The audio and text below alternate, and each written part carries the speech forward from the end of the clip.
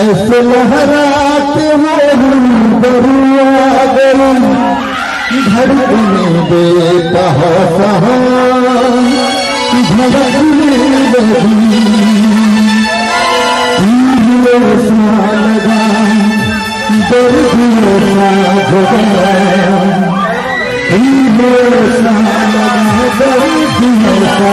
लगा और मस्ती भैया तो दिल से वो भाई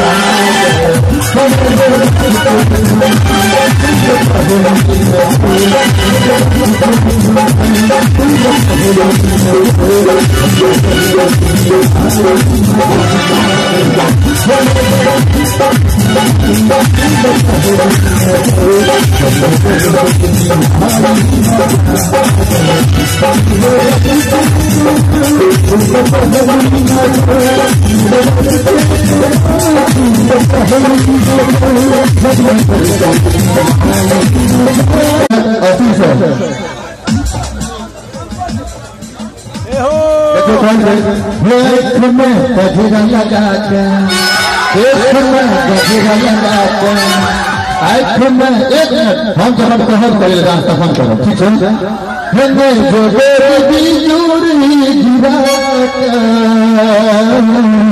और आप हम क्या कर छोड़ा सबके भी गाना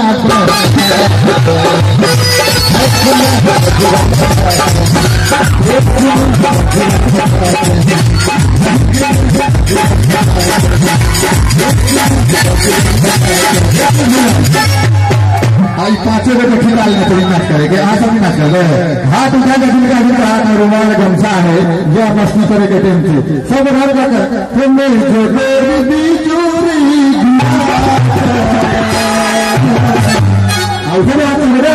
अच्छा होगा सबके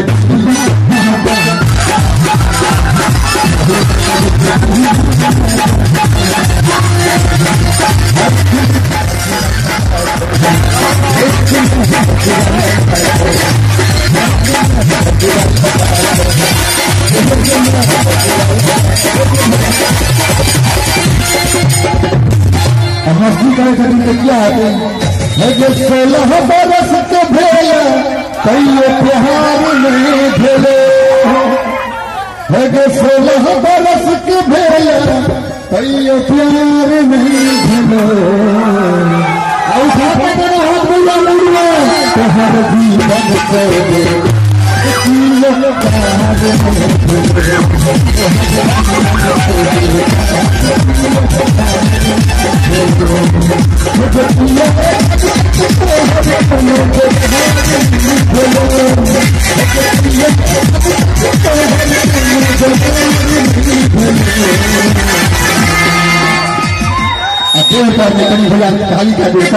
अलग अलग